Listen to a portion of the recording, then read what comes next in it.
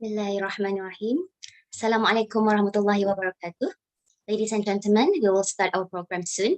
Just a gentle reminder to avoid interruptions. Please keep your microphone muted throughout the session. And if you have any questions for today's guest, kindly drop your questions at the chat box or during our question and answer session towards the end of the program. Thank you. Bismillahirrahmanirrahim. Greetings to Associate Professor Dr. Badri Najib Zubir, Dean of IIUM Academy, Dr. Zaharuddin Abdul Rahman, our honorable guest speaker, ladies and gentlemen, our respected audience, brothers and sisters. Welcome to Baseerah Talk Series, a program organized by IIUM Academy of Graduate and Professional Studies. My name is Naima from IIUM Academy Events. It's my pleasure to conduct our session today with all participants in this Zoom meeting, and we are also streaming live on YouTube. So welcome to all joiners on our IIUM Academy YouTube channel. Today is the third session of Baseerah Talk Series, Alhamdulillah. We have had the first one last March with Mr. Wan Abdul Rahim from PNP Berhad, and the second one in April with Datuk Nik Muhammad Hasyuddin from Bank Islam. And both sessions are already up on our YouTube channel for you to go and watch them later, okay? So in this monthly program, we'll dive deep into the minds of professionals and experts from the industry, where our invited guests are prominent speakers who will deliver topics related to their fields. So by joining this program, you will be exposed to the experience and knowledge of industrial key players. Follow us on Instagram and Facebook as we are going to make an announcement on our social media platforms for the upcoming Baseerah Talk Series. For our talk today, we are delighted to present you Dr. Zaharuddin Abdul Rahman, founder of Elza Group, who will speak on being practical and Islamic in digitalization and entrepreneurship, key principles and considerations. Thank you for being with us today, Doctor. To introduce our speaker, I have the pleasure to invite IIUM Academy Dean, Associate Professor Dr. Badri Najib Zubir. Please welcome.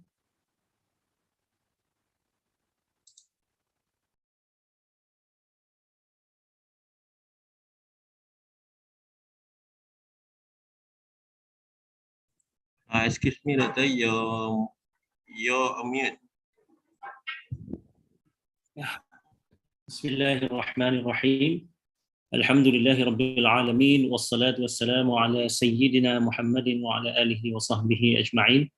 Assalamu alaikum wa rahmatullahi wa barakatuh, and a very good morning to all participants and viewers. Thank you also to Sister Naima, the MC for today. Thank you to Dr. Zaharuddin Abdul Rahman, our speaker for the Baseerah Talk Series, this episode or this session. I would like to welcome everybody to this talk, and I would like to say Selamat Hari Raya Aidilfitri. We are still in Shawwal, so Maaf Zahir Batin, Happy Eid, Taqabbalallahu minna wa minkum. It gives me a great pleasure to introduce Dr. Zaharuddin Abdul Rahman, who was once my colleague in the International Islamic University Malaysia, because he was at one time serving the university and then left to initiate his own company. And he's now having, it's not only one company, but he's looking after a group of companies. As mentioned by the MC, he is the founding managing director of Elza Group of companies, but he still maintains his academic activities by being the adjunct professor of UNICEF, and also in terms of giving advice and academic talks.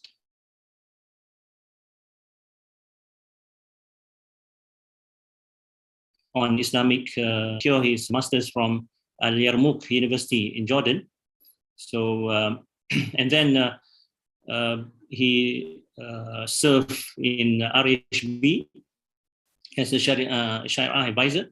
And then he joined the International Islamic University Malaysia and went on to complete his PhD from University of Wales. He is still active in Sharia advising, being on the board of RHB Islamic Bank, and also the Securities Commission, Sharia Advisory Council of Securities Commission, and also Employees Provident Fund. Today, we are glad to have him, and he will be speaking about digitalization and entrepreneurship, and being somebody who is an entrepreneur now. We have, inshallah, one of the best who could deliver on this topic. And with that, I pass the screen to Dr. Zaharuddin to deliver the talk. Thank you very much.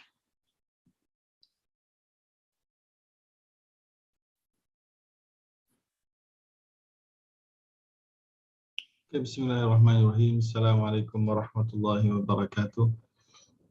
Alhamdulillah rabbil alamin wa bihi nasta'in wa la 'udwana illa 'alal zalimin. Qala rabbi shrah li sadri wa yassir li amri wahlul 'uqdatan min lisani yafqahu qawli. Rabbi yassir wa la tu'assir ya karim. Amma ba'd.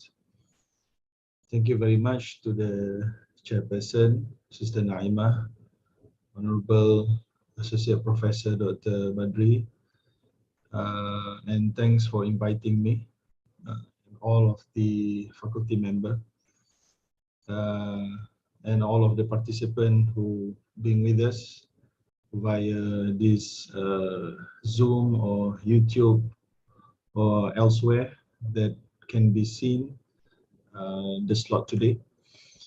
So in this session, again, just like Associate Professor Dr. Badri said, so I want to say Selamat Hari Raya, Aidil Fitri, Taqabbalallahu minna wa minkum, for all of the viewers.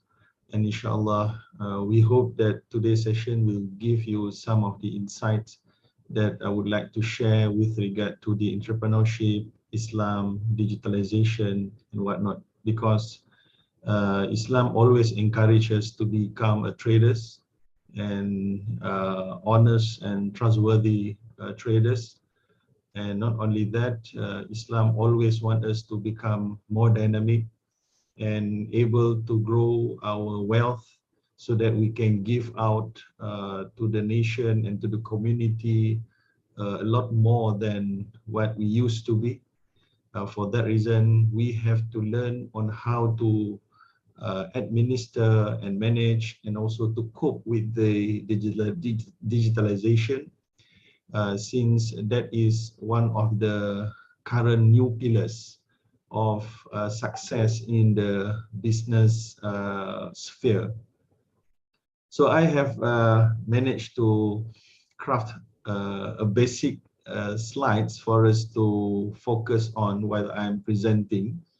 But I can say that I have to apologize that the slide may not be seem too prepared, too well prepared, you know, because I just finished it just 2 days morning.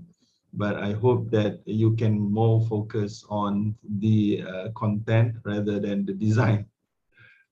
Okay, so I want to share the slide now.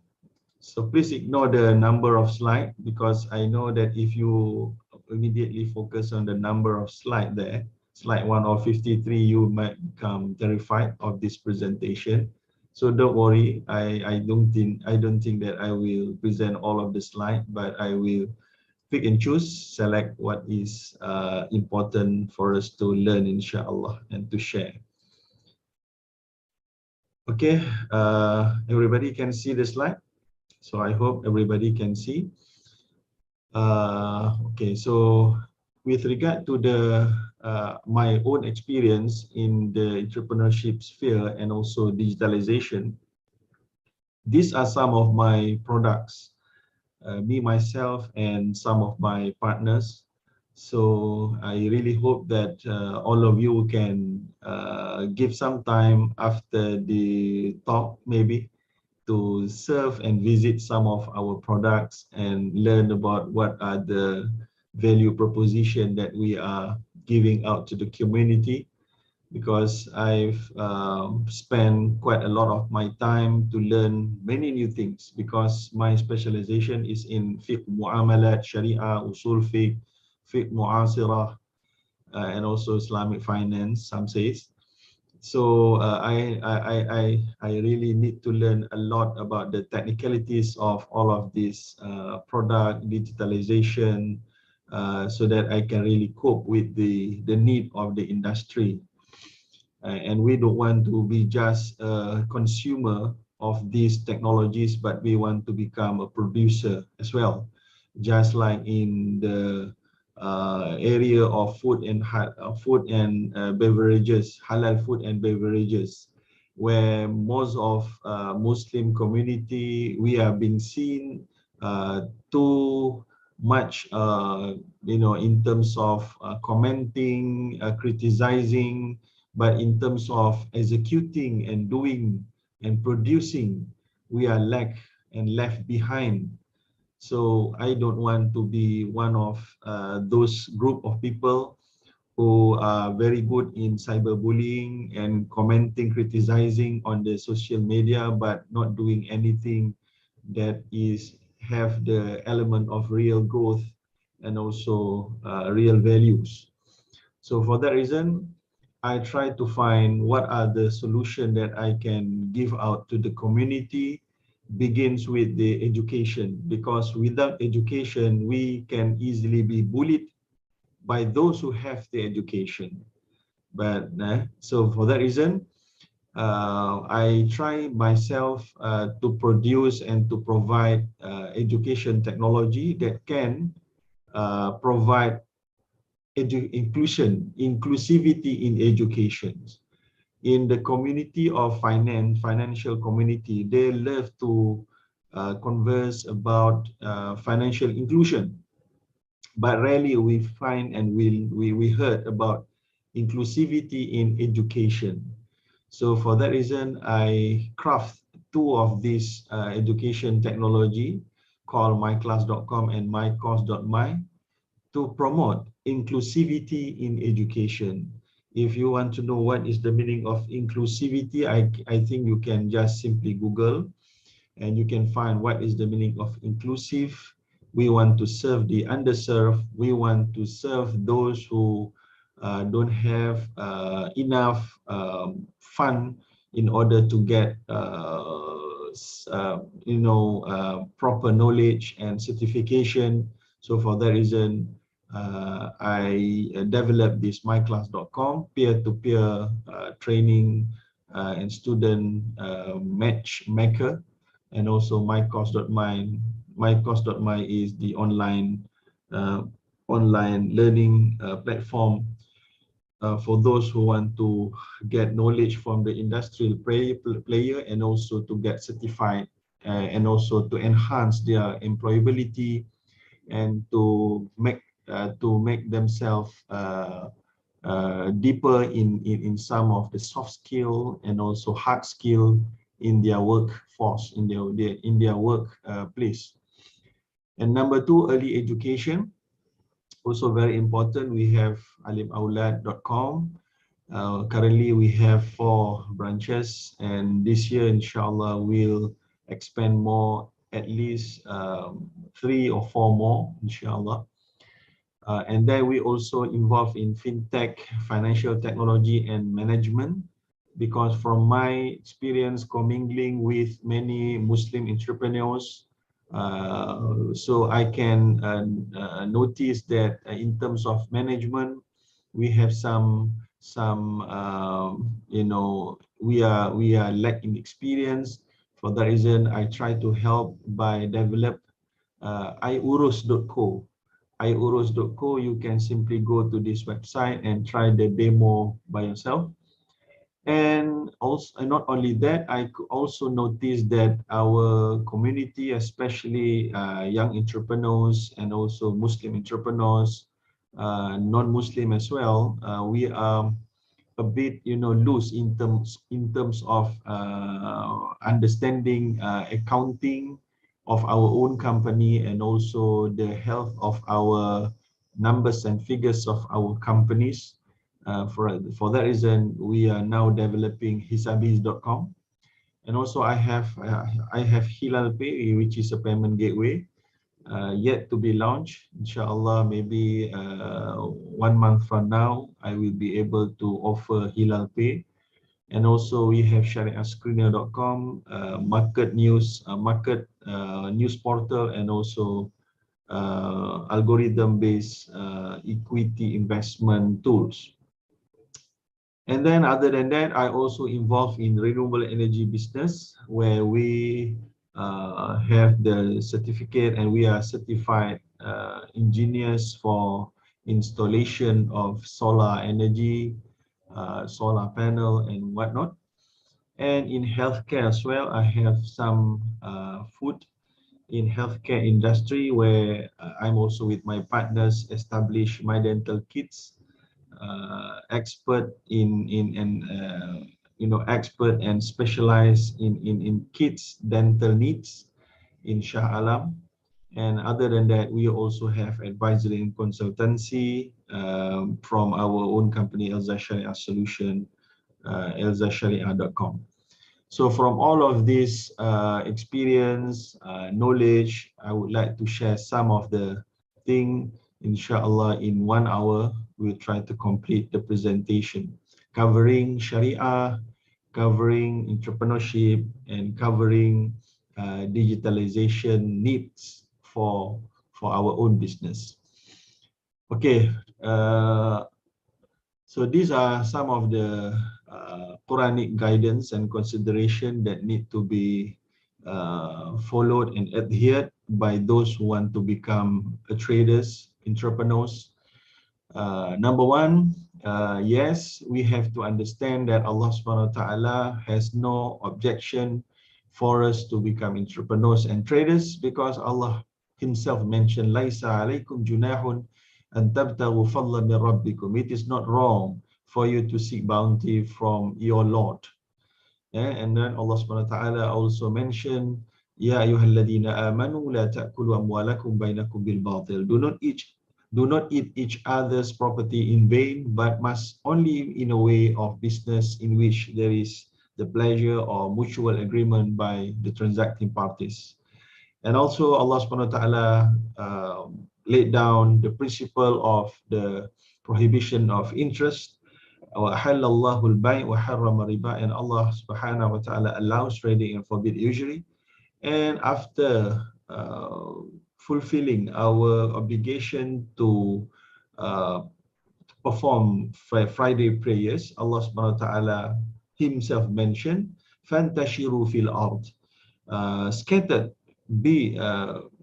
scattered, we are scattered on the face of earth and seek sustenance from the bounty of Allah.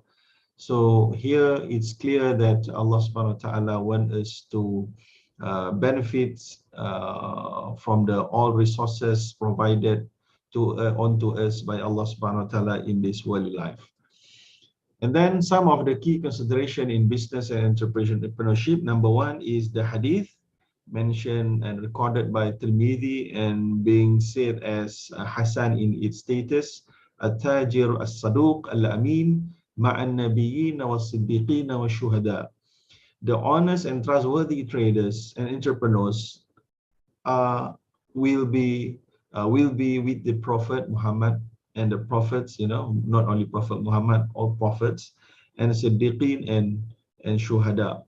So from this hadith, some of the people say, how can traders and entrepreneurs, successful entrepreneurs, for example, they are living in quite rich and luxury, comfortable life, how can they be with the Prophet and the Siddiqeen and the martyrs?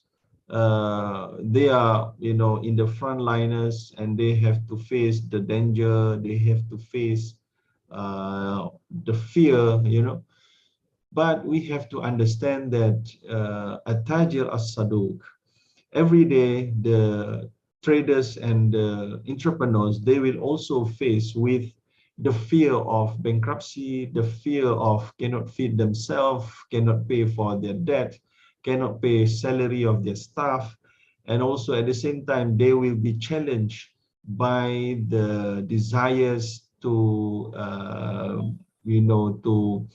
to cheat in their testimony and to exaggerate in their marketing materials, So not to become honest, to be dishonest. In doing marketing and sales is very easy. If you are not tied ourselves, if you are not, and me too, if you are, we are not tied ourselves to the faith of Allah and the hereafter. So, and then again, Allah Subhanahu wa Taala say, Ya ayuhan nas, inna Allah tayyibun la yaqbalu illa tayyiban. Okay, this one is I think easy. So we go for the next ayah. So the next ayah as a guiding principle for all of the Muslim entrepreneurs is wailul lil mutaffifin alladhina idha iktalu ala an-nasi yastawfun wa idha kaluhum aw wazanuhum yukhsirun. Woe to mutaffifin who, when they buy with their measures, they are too picky and ask for their rights to be fulfilled. You know, for example, we go to the market and we want to purchase 10 kilogram or 2 kilogram of rambutan, and then if at the weighing machine shows that it lack 0.5 kilogram or maybe 0.5 gram, so we will be mad, and we are fighting for our right to be fulfilled at the maximum. So that is one aspect. That is not wrong, but it is considered as wrong when we become ourselves a traders, and when we using the weighing machine, we try to reduce and place deceitful elements when we do our business. So when we are the customer, we dislike the seller to deceive us. But when we become a seller and the service provider, we tend to deceive our customer. So if those entrepreneurs and traders have that elements of a double standard, they will be considered as wailun in the Quran. Wailun, or whale refer to what? The hell name, you know? Okay, so that means it is haram in Islam. And also Allah mentioned, Ala yadhunnu ulaika annahum mab'uthun liyawmin azim. Do they feel that they will be, resurrected, in the Yawmul Qiyamah, and all of this will be shown to us, So if we really did that, so we will be punished. We may escape in this worldly life by using our networking, by using our lawyers, for example, by using our copy money, but not in the hereafter. All right. And then Allah Subhanahu wa Taala also mentioned about those who want to become entrepreneurs, traders, and sometimes they are being called businessmen. So it's coming from the two words, busyness and business, busyness. So business is coming from busyness. So it's actually the nature of the creation of Allah, that if we want to become successful, we have to face painful elements. We have to face the painful processes. Innama al-usri yusra, Allah mentioned in the Quran twice. So it will be together. The usri yusra, together with the difficulties, will be the success, or will be the ease. So meaning that if we don't want to proceed with the process, the difficult process of learning, for example, in doing marketing and sales, and in doing research and development of our own product to become at a very acceptable quality level, if we are not do not want to have that painful processes, will fail. So that is the nature of the creation of Allah. No one, regardless those traders, entrepreneurs, businessmen are Muslim or non-Muslim. Even they are non-Muslim, if they perform well in terms of that, and they put a lot of efforts, difficult effort in order to ensure quality, good services, they will be able to get a success. You know, so Allah SWT mentioned, Rijalun la tulhihim tijaratun wala bay'un an dhikrillah. Men, we want men, women included, whose business does not neglect them from their obligation to remembering of Allah, especially performing their prayers, obligatory prayers, and supplicate to Allah Subhanahu wa Ta'ala, you know, the Lord, or you know, for all of this mankind, and all wealth in this worldly creation, you know. And also Allah mentioned in Surah Al-Jum'ah, وَإِذَا رَأَوْا تِجَارَةً أَوْ لَهْوًا انفَضُّوا إِلَيْهَا وَتَرَكُوكَ قَائِمًا.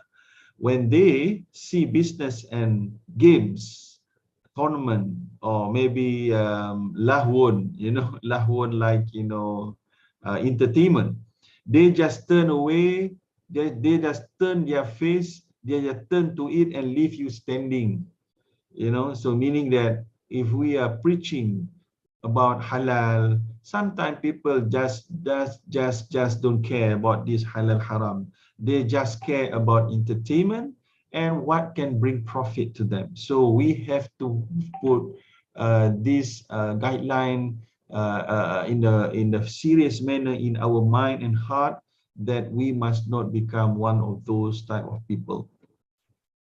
Okay. And then, okay, this one is actually additional. I don't have time to actually translate it to English, but this one is later on. Okay. And then other hadith mentioned, Rahimallahu rajulan samhan idha ba'a wa idha ishtara wa idha qada wa idha qada. Yeah. So this hadith mentioned about the characteristic and that we have to have.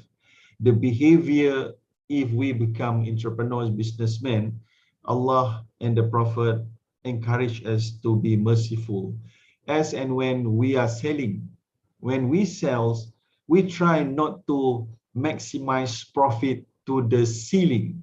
We try to offer a win-win situation. We will get our profit and we can operate and have some rational percentage of profit, but we must not be greedy.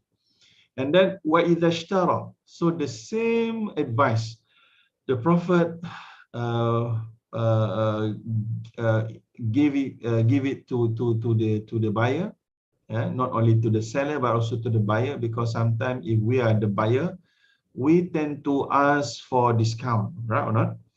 And sometimes we are trying to get almost maybe at the maximum level of discount. Sometimes the traders or the seller need to say, if we are to sell at that price, we will be at loss. So in Islam, we have to become also tolerance in asking for discount, because the traders also have their rights to get profit, because they are not for themselves only.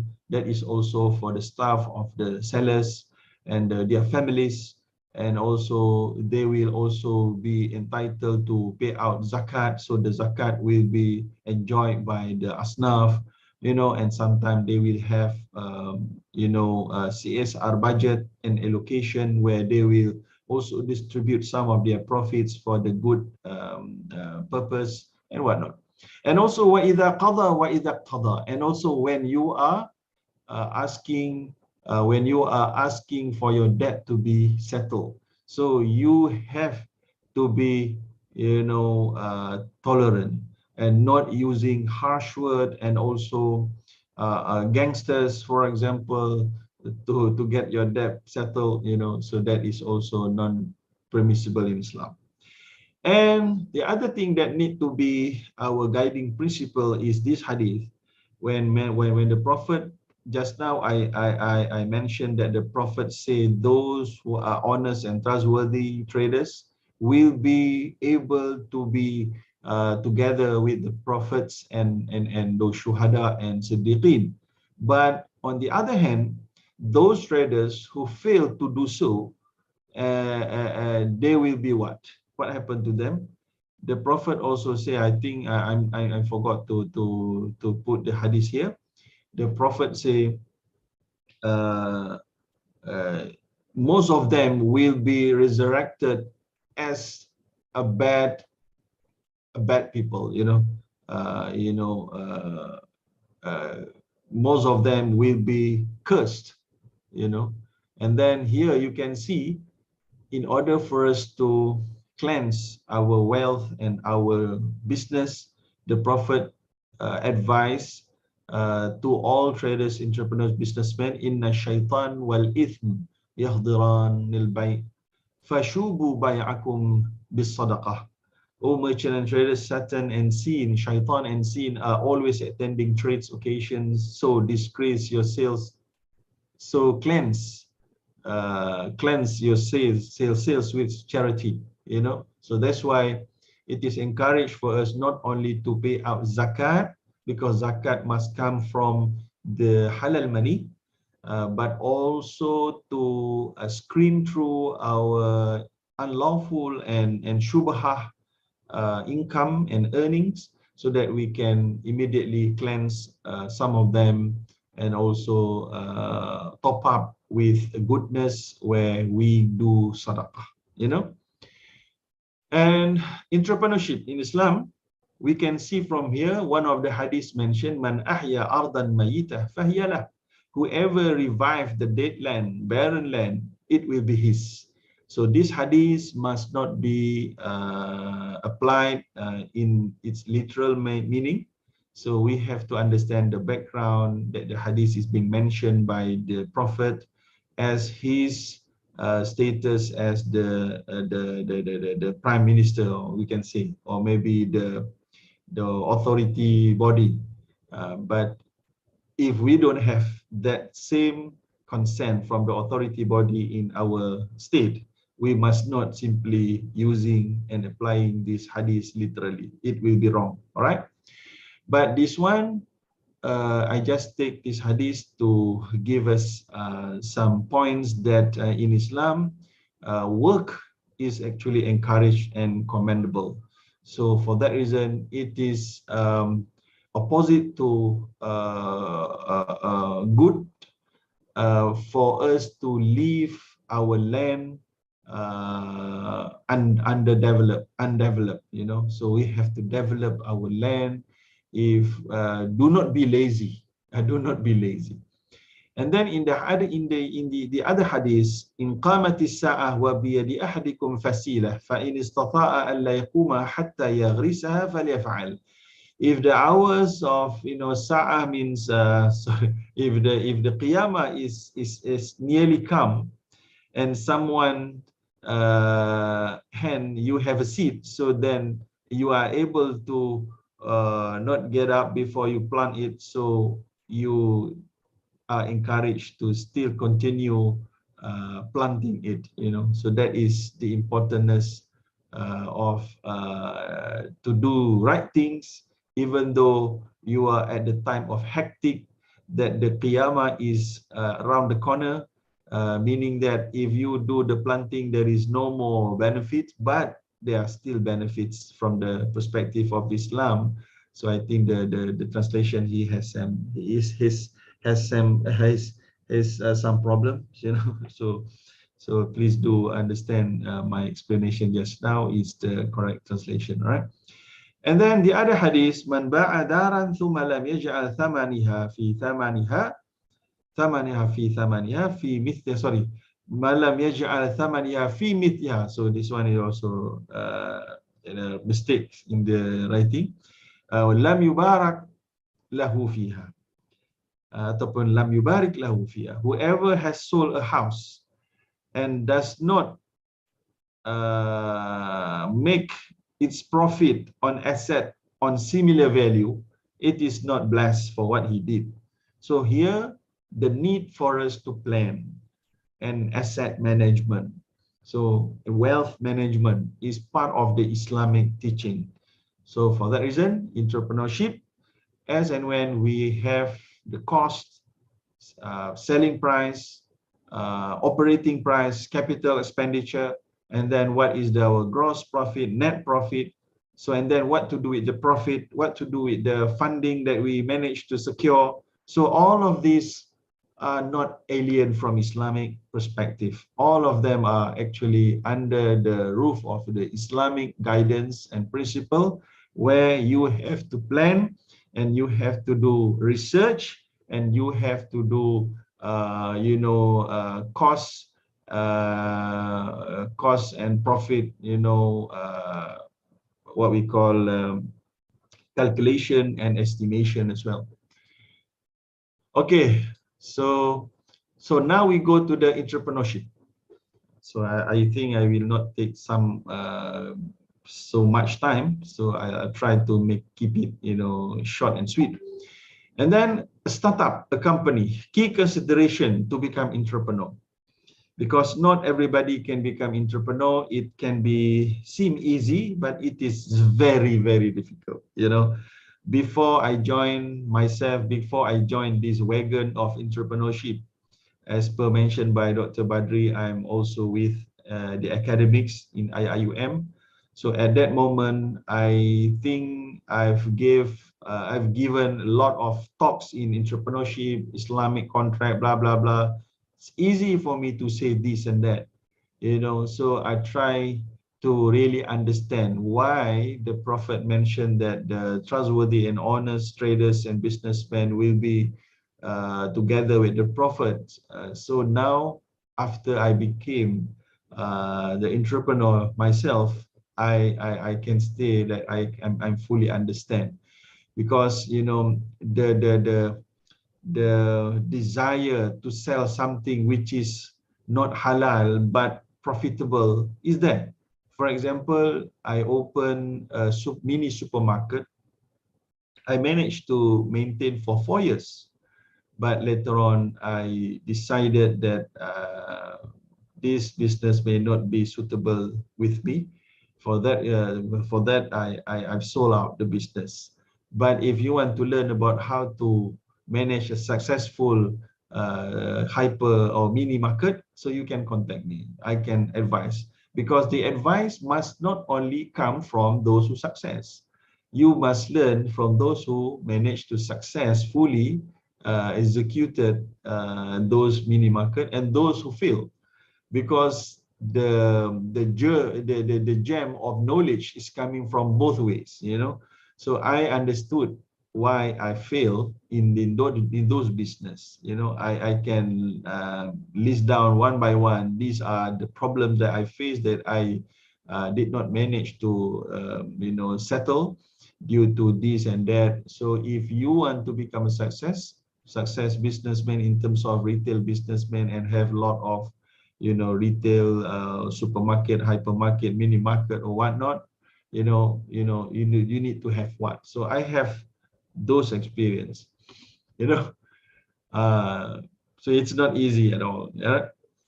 Okay, so now in order for us to become entrepreneur, so we have to understand what are the problem facing people, because business normally will be in the form of solving other people's problem.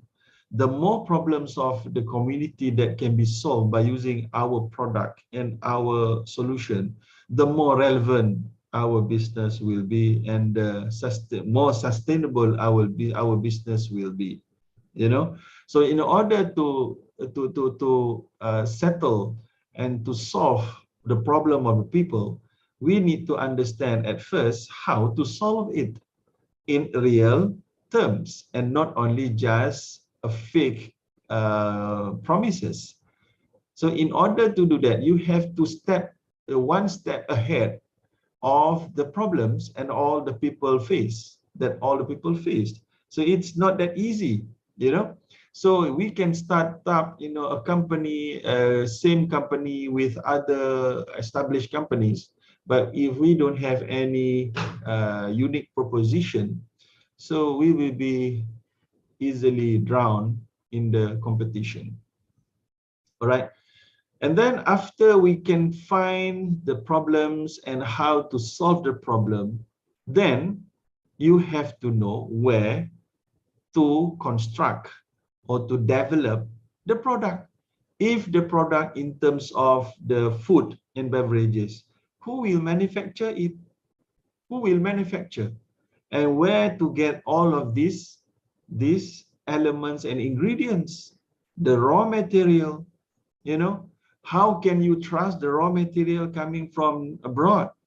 How can you scan and also do the research on the raw material that being arrived has the same effect that you anticipate?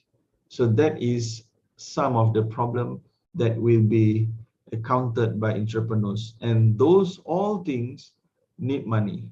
So who will be the capital provider? Sometimes we have to get it from father and mother, or maybe fools and friends, they say, you know. But it's not that easy for us to convince other people to fund our ideas, just like the difficulties faced by Mark Zuckerberg, by Steve Jobs, by Elon Musk, and those who are, you know, in the industry coming from their own ideas. Yes, we can say that a lot of successful businessmen, they are not coming from ideas, they are coming from political linkages and networking. So their business is coming from their political, networking as well. So that is different kind of people. That is something else. We don't want to discuss about those people, but we have to discuss about we ourselves with our own ideas. We develop from scratch and not coming from the opportunity come first before the company. So we have to come out with the company and then attract opportunities and solve people problem. So the other way around will bring you to disaster. Yes, those people who get the opportunity before the solution, they will become rich, filthy rich. But most of the time, they are not being blessed by Allah subhanahu wa ta'ala. Their wealth will become burdensome to themselves, not even in the hereafter, but also in this worldly life. And they will not be blessed, and also tranquility in their life will be, will be like roller coaster, So na'uzubillah min dhalik, we don't want to become the receiver of istidraj, the istidraj. Istidraj means you get all of this goodness in this worldly life, not because you are good, but because you are bad, and that goodness is to bring you to become worse and to become, the confirm hellfire, to confirm to be hellfire, in the hellfire, because Allah mentioned in the Quran, fi qulubihim maradun fazadahumullahu marada. Those who make sins and don't want to repent, Allah will make them worse and worse and worse, and then they will surely will become will be thrown in the hellfire. Na'uzubillah min dhalik. And then after we manage to find the capital provider, how many employees do we need? What about the contract? So we need to have the HR information. So entrepreneur, at first we have to become the funder, we have to become the boss, we have to become the cleaner, we have to become the HR, we have to become the strategic officer, we have to become CEO, we have to become this and that. So that's why we have to gain knowledge at first prior to become an entrepreneur. If not, we will be surely fail in our ventures, you know. And then we need to register our company properly. If the company need to have license, the license need to be obtained at first. And then you need to separate between our bank account and personal individual account. And the bank account of the company should be at what bank? Which bank? We have so many banks here. Yeah, of course, Islamic bank. But Islamic bank, which one? Each Islamic bank will have their own strength in terms of digitalization, internet banking, and whatnot. And then we need to have maker and checker, and then their name and logo and the color and the domain and .my ke, not .com ke. We have to make all of this decision. So entrepreneurs every day, we will have to make decision. If we are undecisive in our previous life and work prior to become entrepreneur, then it will be huge problem because we are not used to make decision. So we have to familiar ourselves with making hard decision, you know. And then we have to also know that the social media has a lot to do with the marketing at the current day. And marketing we need to do via agent or what? And we have to know what is the gross and net margin and the market standard. You know, for example, I still remember when I have my own supermarket. You know, we sell rice, for example. Rice is the control item. So you have to have a license to sell rice, to sell palm oil, cooking oil, you know. And then the price is also controlled. So your profit can be sometime, you know, with the 5 kilo and 10 kilogram, very, you know, heavy for your staff to carry it from the lorry to your place. And then sometime the rice, you know, being contaminated by mice or by rats, you know.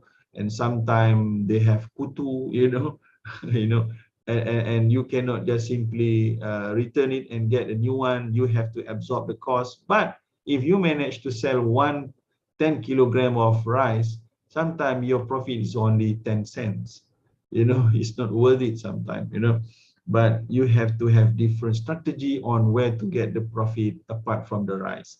And then the operational expenses, we have to know what are the necessity, what are the good to have, but not yet, you know, and the relevant licenses. And do you want to have a partnership? And the barcode, do you know what barcode? I have a barcode, you know, I have 1,000 barcode, you know, so you have to pay for the barcode. And then what is the use of the barcode? And then the intellectual property sometimes is also needed for us to protect our brand. And then SOCSO and EPF, many micro and small medium enterprises, they tend to avoid EPF for their staff. Maybe they want to save some money, but that is wrong. If the staff report to the authority, the company will have to bear the consequences and lose, you know, amount of money for paying the fine, you know. And then you need to have your auditor and submit the audited report to SSM. If not, the director will be fined. You know, we have to know all of these, and the corporate tax you have to pay, and zakat calculation also, we have to calculate zakat properly. So all of these key consideration must be in our mind to become a successful Muslim entrepreneurs. If we are not ready with all of these items, this is some of the items only. So please acquire those knowledge at first. And then, so industries at the current moment disrupted by new technologies. So now we want to go to the third sector, which is the first one is key consideration Muslim entrepreneurs. Number two just now is all about startup and how to become entrepreneurs and the key consideration. Now the third one is digitalization, you know. So industries disrupted by new technologies, post office, public transport, human travel agent, financial services, hotel, newspapers, magazine, brick and mortar sellers, TV, music, and many more. So all of these industries including education, has been disrupted in the good way. Disrupted is terminology, is something literally means, quite bad, negative, but in this context, it means, changing how it works before. For example, the taxi, it's worked by using this method, blah blah blah, and then because of the Grab and Uber, and also my taxi, or sorry, Maxim and whatnot, now the public transport has changed. Just like when we purchase food, we we are not used to have Food Panda or Grab food, but now we have. So we don't necessarily want to be at the restaurant. We can just simply order it out, and then we enjoy our food at our home, our house. So that is what we mean by disrupted, changing the whole process of the business from the previous one to the new one. So what disruptive technology would mean to businesses? Sometimes it improve budget, improve planning, forecasting, secure processes, immediate evaluating of risk. Maybe we save time, a lot of time, reduce costs, increase productivity, overcome human limits, and better accuracy as well. Automated data entry, data categorization, organized administration, cloud-based system, uninterrupted auditing, real access to real-time transactional data, immediate response to issues. So all of these technological advantages will be here and relevant. So if we don't know how to use it, we will bear huge amount of operational costs as compared to those who apply technology in their business. So as you can see from this data, so nowadays, a lot more people tend to go to the internet. So total population of the earth is 7.93 billion. And you can see that unique mobile phone user almost 67%. And the internet user at 63%. And the social media users are almost 58.7%. That's mean from the internet user of 5 billion, 4.65 billion are using social media. So you can see that almost 90% of the internet users are using social media. If we are not wanting to use social media for our marketing and sales, and also introduction of our product and our company and services, will be left behind. So that's why very essential for us to understand this digitalization importance. And then digital growth, you see, every year changing 1%, 1.7. Internet user is increasing. Active social media user year on year increasing, all increasing mode. So if we are still neglecting the internet, we will be hard to be success in the long run and not sustainable as well. Yeah. And then you can see device ownership. Smartphone, smartwatch, laptop, a tablet device, and current at the current moment we have new thing just like VAR, virtual reality device, yeah, plus 14%. You see, plus 14%. This one maybe we can say almost matured, maybe, but this one is just still new. Smartwatch, TV streaming device, 13%. You see the difference from laptop, smartphone, tablet with this new smart home device. All of these are coming to the industry. And then internet user over time, you can see, all of these means what? They are bullish market, not bearish, bullish. You know, you see how the number of internet users in billion, 5 billion, as compared to January each year, increasing more. And then internet adoption as internet user as a percentage of total population, you can see here, worldwide 63%. And where is Malaysia? Well, Malaysia here, 89.6% of Malaysian population are using internet.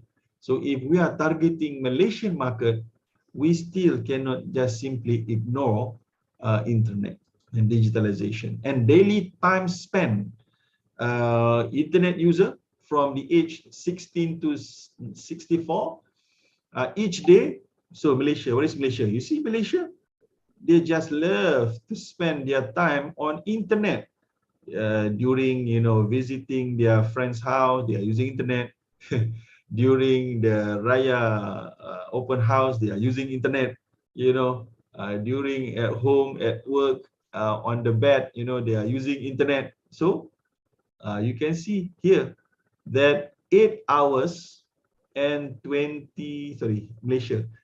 hours and 4 minutes every day. Okay, each day they will be on the internet. Okay, and then using mobile phone, not only internet, but they have two, desktop and laptop, and also mobile. People tend to use more mobile. So you see Malaysia here, number 1, 2, 3, 4, 5, 6. Wow, top 6.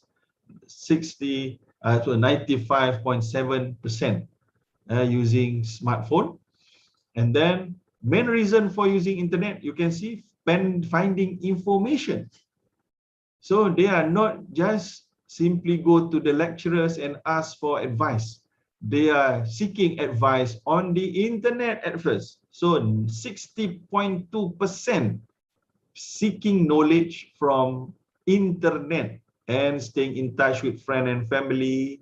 Main reason, keeping up to date with the news and event, watching videos, researching how to do things. 50% accessing, listening to music. Okay, education, study related purposes, and what more? Website, top website visited, chat and messaging, social network. So that's why social network is one of the most effective medium for marketing as compared to radio, TV. I will show you the statistic afterwards. Here you can see that percentage of internet user who have visited or used each kind of register in the past month.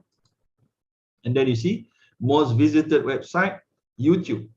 So in order for our advertisement to be on the YouTube, we have to apply Google Ads.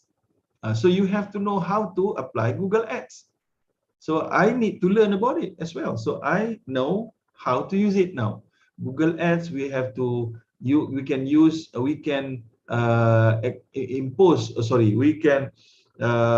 spread our advertisement to Google search and also YouTube. Because of what? Because you can see here 48.9 billion total visit on YouTube and Google, Facebook, Wikipedia, and others. Okay, you can see most visited website, Alexa ranking, Google, time per day 313 minutes and 18 seconds, 17 pages per day, and then YouTube, Facebook, and whatnot. So watching online video content, so meaning that if you want to become, meaning that people would love to watch online video content. For that reason, we must not be left behind, and we have to plan on how to produce video content to market our product, our services. So any kind of video, music, comedy, tutorial 30%, music video 51%. You see, video live stream 29%, educational video and whatnot. Right, and then okay, this one lama punya. Okay, and then communication channel used for network, still phone call is still relevant. Email is number 2, office software number 3, and then SMS and others, and social media also you can see 82.7%. And work-related brand discovery. So you see, if we want to ensure that people discover our brand, so sometimes we need to go to the conferences, trade shows, and events. So you see, still they are one of the most reliable place for us to expose our brand to the general public, those who has interest in the sectors that we are in. You know, if we are selling food and beverages, we have to find these conferences about halal food. You know, if we are selling our IT softwares as a service, we have to go to the IT and, you know, this type of conferences, and we have to spend. And that is better than spending for radio ads. You know, radio ads is just 29% can influence the people to discover our brand. Printed newspaper and magazine, 34%. You know, TV ads, even though it's very expensive, you pay for 20 second, or maybe less than 20 seconds, you have to pay maybe $20, 20,000 ringgit. But it's not that effective at the current moment. You know, online ads even better. Social media is even better and cheaper. Facebook ads cheaper a lot. You know, so these are some of the facts that we have to understand prior to us to make strategy for our own business. So influential channel for the work research, recommendation from experts. So we have to find influencer. Influencer can be expert and can be non-expert. You know, so if we can find influencer, those who are expert in the field, that even better. Because when they say this brand is good, so everybody can genuinely, you know, attracted to the ideas due to the fact that this expert has nothing to hide, or maybe he know his thing, you know. And then the industry analyst, user review. User review sometimes can be tricky. They are paying some people to give reviews, so that is prohibited in Islam, even though it's strategy-wise is very good, but in Islam is not good at all. Just like the fake testimony, that is also prohibited in Islam, even though strategy and marketing-wise are commendable and suggested, but no, in Islam, not in Islam. Provider website, so we need to have a proper website as well. We have product, but we don't have website. Our website is very poor in presenting our ideas and our product, so that will also affect the sellability of our products. Provider calls, conferences, search engine, and whatnot. So social media, social platform used for work research, YouTube still the champion, followed by Facebook, Instagram, and WhatsApp, LinkedIn, and others, and Twitter. You know, and by companies normally use which platform? Facebook, still Facebook, even though Facebook being, you know, condemned, but they are still the champion in this field. You know, and WhatsApp is following suit, and the Instagram and YouTube and LinkedIn, even though they say LinkedIn is very much to the work sphere of people, but they are still, you know, yeah, quite far from Facebook, you know. Okay, so now you see marketing, Facebook is still on top of the world, followed by Instagram. Instagram is owned by Facebook, Meta, both same company, and WhatsApp the same. You know, WhatsApp and LinkedIn of the company. So the top 3 are coming from Meta. Am I right? Yeah. Okay, and then social media versus user. You see, UAE, they are crazy, you know. Social media user more than their population, but it already being given a note here. User may not represent unique individual, but you see, 114.8%. UAE are very much into the internet, you know. And South Korea number 2. And where is Malaysia? Malaysia is okay, top 5 lah. Okay, top 5. Yeah, so because of that reason we have also many cyberbullying and also fake account. Yeah, the most used social platform, Facebook, and then you can see here, and then social for brand research. People would tend to go to where for brand research. Here in Malaysia, they use you can see here, they use social network for brand research, just behind Israel. All right. Okay, and then largest Facebook audience. Okay, this one is old data. Okay, forgot to change. Okay. Now we go to advantages of digitalization: increased productivity, cost efficiency, enhanced security, save space, and easy finding, and better analysis. So just short and sweet, you know. And what are the disadvantages and challenges of digitalization for entrepreneurship? Even from Islamic perspective, they can accept this.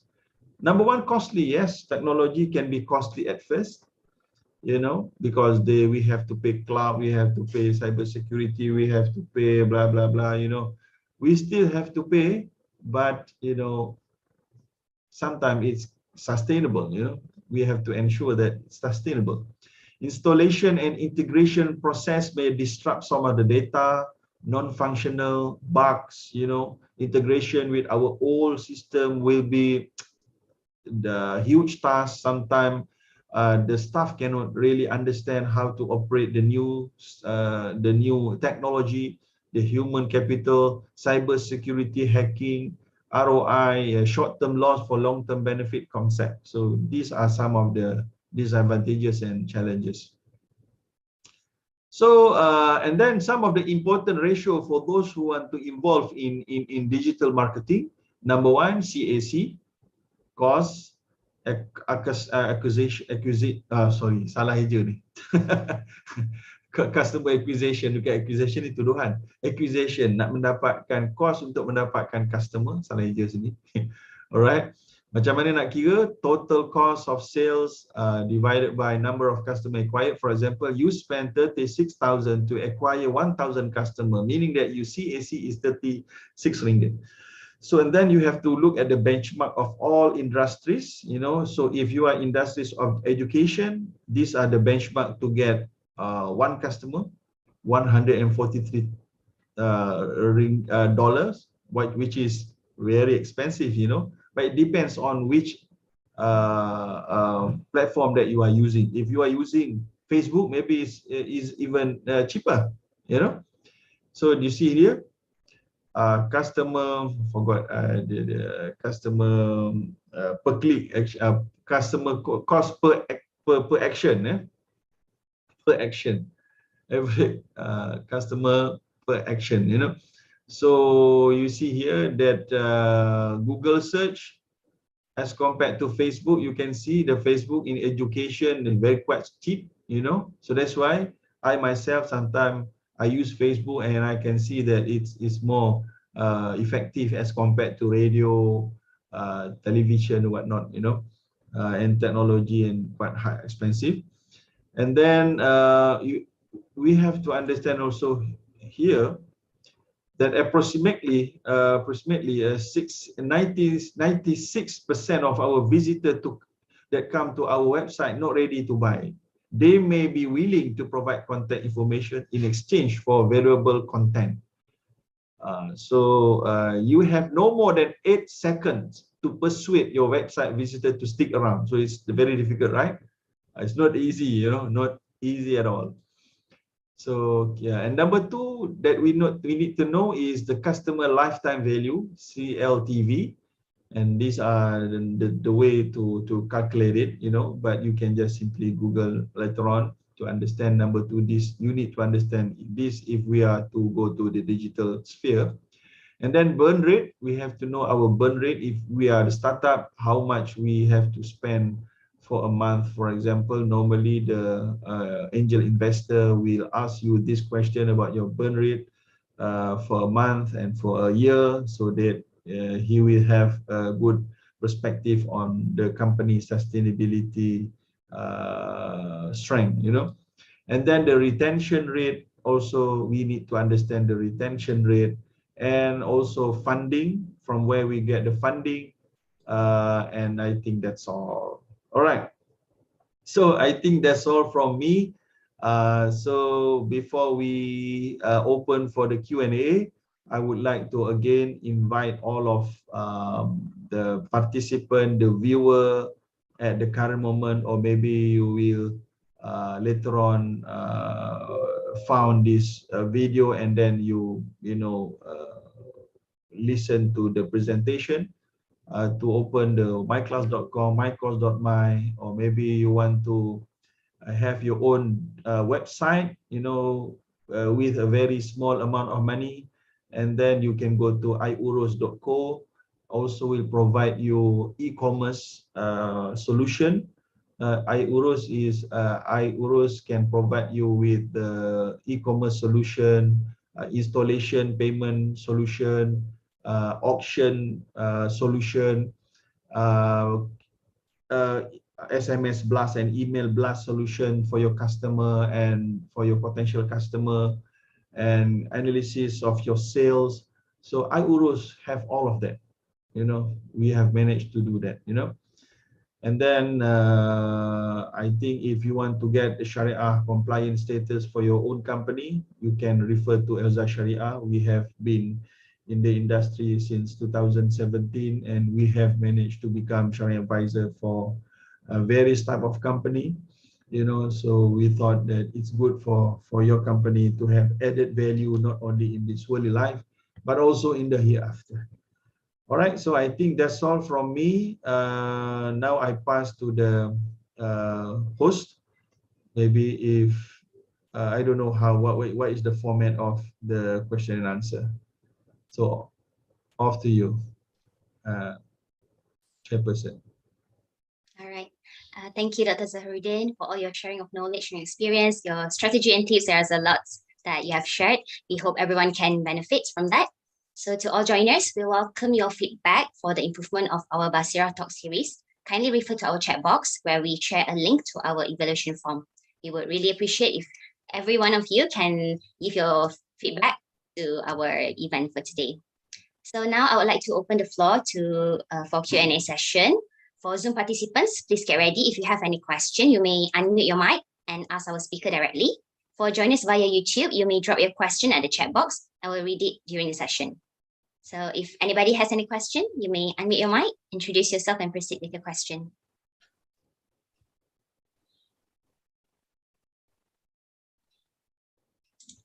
If there's not any, and I'll be reading this one question that we received. Okay, Dr. Zaharuddin, what's your opinion on the current issue relating to chicken supplies, where some of the business owners decided to hide their stock with the intention to increase the market price later when it's on demand? Okay, from Islamic perspective, for the necessity items like chicken, maybe can be considered one of the necessity item. So the Prophet ﷺ mentioned in one hadith that hoarding, which is what you said just now, those who have the necessity item, they just hide their product in order to create more demand. And as the demand increases, they will supply their product with multiple increases of price, and that is actually haram and prohibited in Islam. But apart from that, we have to actually understand as well, because I myself, I've involved in this chicken industry as well. And I've visited some of my colleagues' plant, and also that they have their own reban, and also they have their own slaughtering processing plant. And they say the problem lies at the dedak actually. That is actually the main factor, the dedak. And the dedak actually the animal feed, the chicken feed. they are coming from what? They are coming from corn. So when there are war between Russia and Ukraine, so the corn price going up, and some of the corn, most of the corn are coming from Brazil. So due to the corn increases in price, not only corn, but almost all of the thing also increases in price, including raw materials, steel, cement, and woods, and palm oil, and we benefit from that, and petrol, and so, and for that reason, for example, my friends mentioned that previously we can purchase with the price of 800, but now we have to pay 1,700 for the same amount of corn, So for that reason, the chicken also, the chicken cost in order to to ensure that the chicken is suitable, the weight of the chicken need to be at 2 kilogram or 2.2 kilogram. In order for chicken to arrive at that weight, it has to be fed with proper feed meal, and that corn must be also quality, yeah. And some of the corn maybe being purchased prior to the PKP in the bulk manner. So some of the corn already aged about 1 year old. So when this corn being fed to the chicken, it's not that quality in its nutrition. For that reason, the chicken size is very slow. And for that reason, the supply is disrupted. So there are so many technicalities in this field, but I can say that not only the problem of hoarding that being understood by the general public who actually don't know about the industry, but that is only one small problems. The other big problems are actually the feed meal, and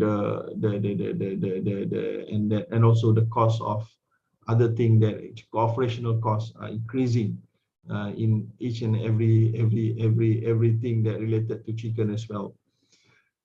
So it's not about cartel, it's about everything, so some people say this is cartel, but it's not absolutely wholly true. Yeah, maybe true in some category, but not wholly the main factor of all of this problem, So that is what the input that I got from the Muslim Bumiputra entrepreneur in this field. Not only, for example, the Lima Mas and also Bismi. Okay, two of the Bumiputra entrepreneur in this field. The same also be mentioned by others like Wa'ako, and previously he is also the entrepreneur of Ladangku.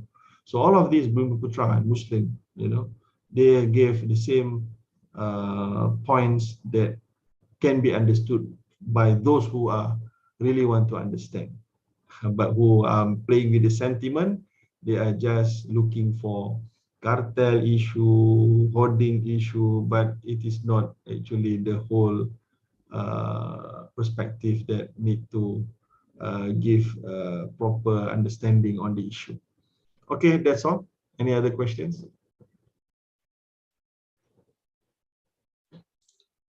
Do we have any other questions from the floor?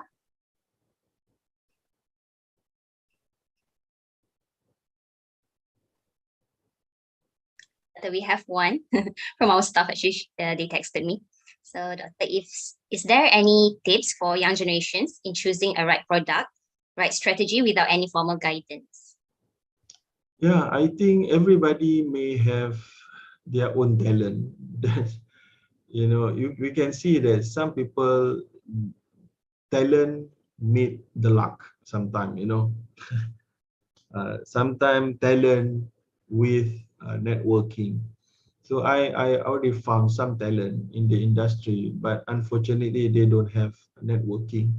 So I step in and help to give some networking, and alhamdulillah, I can extend their life of their business and to get new funder to their businesses. You know, but that is all what I can do. There are a lot of other people who can do a lot more than me. But I can see that the student may have good ideas, but they don't know how to execute. And sometimes they don't know how to do it. So for that reason, the computer programmers, sometimes they have great ideas, but they don't know how to market, they don't know how to manage the company. So they really need a co-founder. So that's why you need to have a co-founder. If you have great ideas, you have to find a great co-founder to be with you, and you must not be too greedy to own your company 100% and to be success 100% by your own self. No, no, no. We have to work together. It's very difficult for you to be alone. So I've been alone founding my own company and product, for example. I can really feel the difficulty on being alone. So for that reason, I also myself invite some co-founder, and the co-founder is also supporting us and to be really feeling the difficulties together and success together. You know.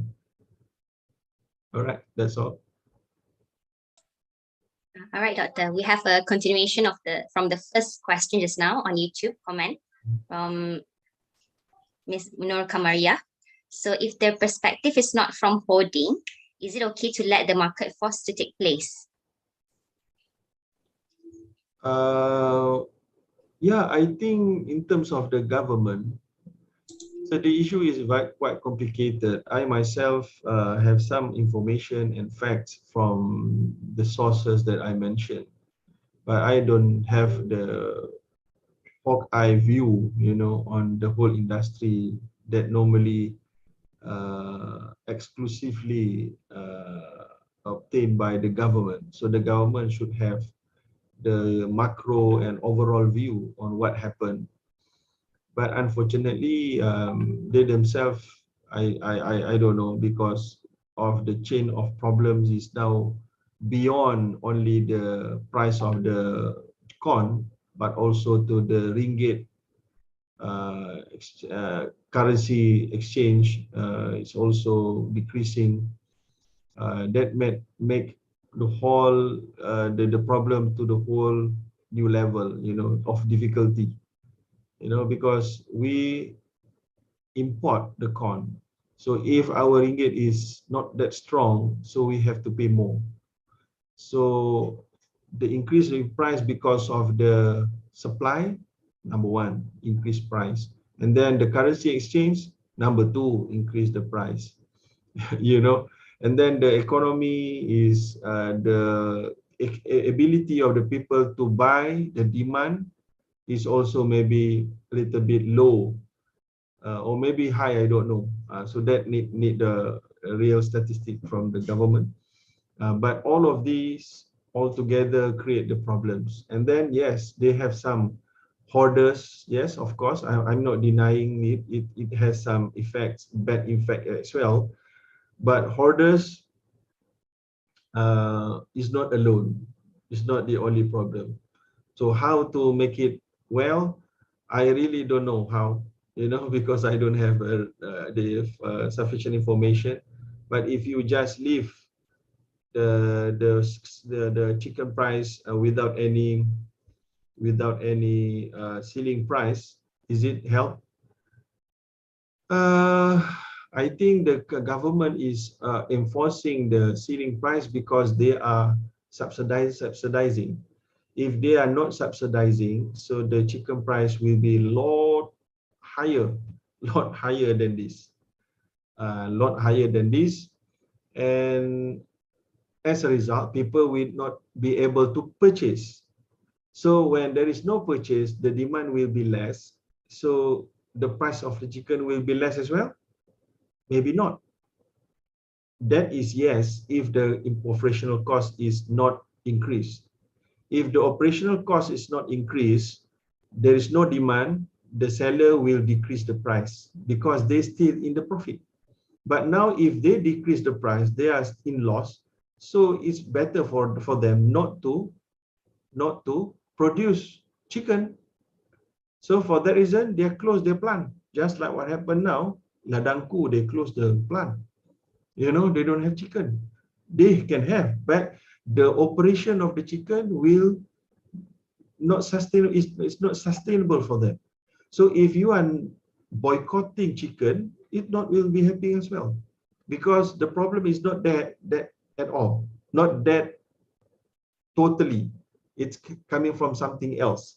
If you are not purchasing chicken, the chicken price will be either not decreasing, maybe decrease a bit because of the lambakan, the supply that being supplied before is more than the demand.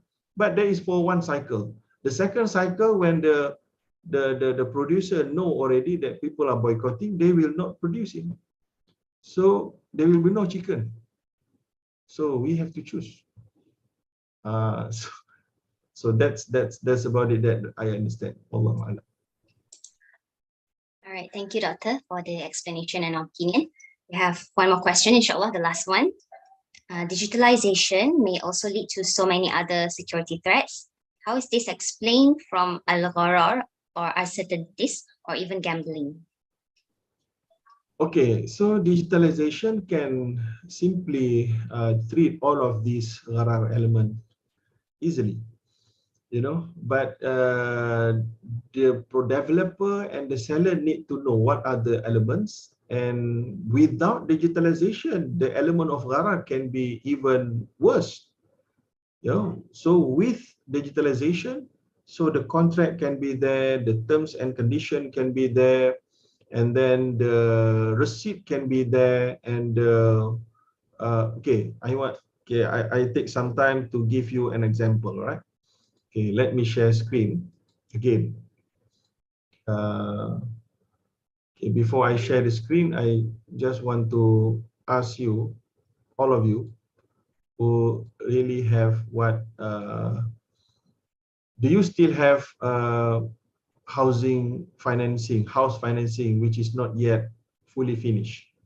I believe most of us still not yet settle our house financing, right? So I ask you one question. How much you already paid and what are the balances? Do you know where to refer in a very fast and easy manner? I'm not saying that is gharar, but that is actually what we call annoying, because we actually don't know. For those who subscribe to Family Takaful, you pay every month, right? How much you already paid? And what are the payment that still need to be paid, and for how long? Do you know? And where to refer in a very easy manner? So without digitalization, that question's very hard for us to answer. So with digitalization, so I give you an example of what I did for the community. So I introduce IIURUS. So this is the demo account for IIURUS. This is the back end, the dashboard of IIURUS. For example, for each and every merchant.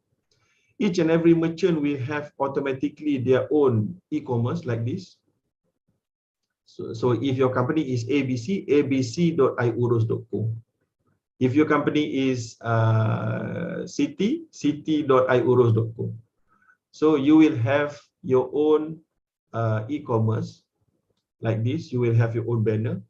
If you have property to sell, here you can sell. If you have merchandise to sell, here it is. You know, for example, you go here, and then you also have the feature to auction, to make an auction. You know, auction. See, current bid, and then the bidder can add here. This is for bidding and also for the normal sale. Automatically we have all this. Okay, automatically you have all this. For example, here So you go and you see this is the price, and you can also sell on installment basis. But the installment is not coming from buy now pay later, but it's coming from the merchant themselves. Just like Quartz Mammoth and Harvey Norman, they are giving out installment scheme from themselves. They are not giving it out from buy now pay later provider. And then you see all of this they can have. Then not only this, if they decide to purchase on installment basis, just like I mentioned, we don't know how much we already paid to the bank and how much will be the balance.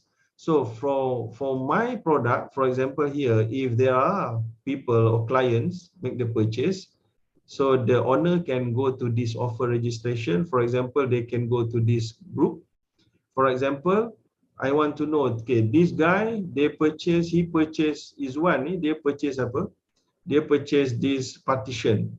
So we go to here, view schedule. This schedule of payment will be sent to the SMS of the client, and the client can easily from their mobile phone can see how much they already pay, like this.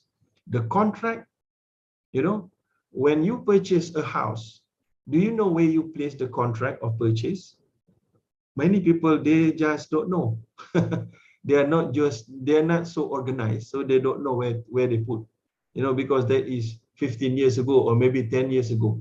So our product will give you purchase agreement here. You just click here, the purchase agreement will be there. The payment statement will be here, supporting document here, and then the payment schedule. You see here, this will treat the gharar element, because we don't know how much we already paid. So here we want to make the payment, you know, the due date, deposit, making monthly, how much, and then you make the payment. You just click here, and then you can make the payment immediately. This product is suitable for Islamic school, for each and anything that has to pay on installment basis of fees every month. And then here you just enter the email.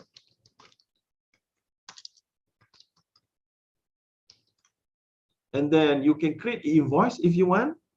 Create the invoice. The invoice will be created like this, and then you can just simply print it out. You know, print it out. Okay, so just close it, and then you go to proceed payment. It will bring you directly to the payment gateway, and you can FPX and also and other things.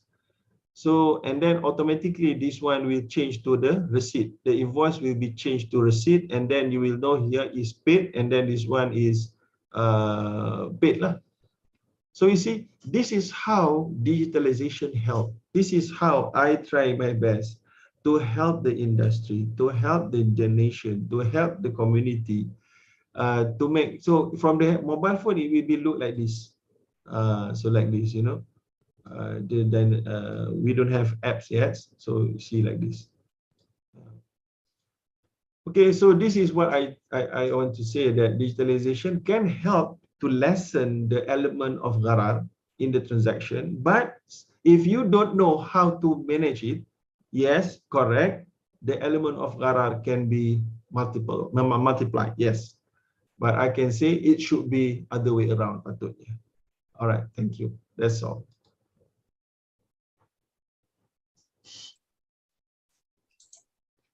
All right. Thank you very much, Dr. Zaharuddin. I believe that is all for now. We have come to the end of our program today. On behalf of IIUM Academy, I would like to express our appreciation to Dr. Zaharuddin Abdul Rahman for your precious time and willingness to be our speaker today. Thank you, Doctor. May Allah bless all your efforts in spreading knowledge and make things easy for you in future initiatives. And thank you to all joiners for your commitment and participation. We apologize for any shortcomings in handling this program. Inshallah, we'll meet again in the upcoming Baseerah Talk Series. So stay tuned with us as we will announce another renowned speaker in June. As for today's session, it will be up on our official YouTube channel for your future reference. So make sure to click subscribe now. And also hit the notification bell to not miss any new content. We'll also be announcing our upcoming programs via our social media platform. Follow us on Instagram, look for IIUM Academy, and Facebook at IIUM Academy of Graduate and Professional Studies. We look forward to seeing you again, inshallah. Thank you very much. Assalamualaikum warahmatullahi wabarakatuh.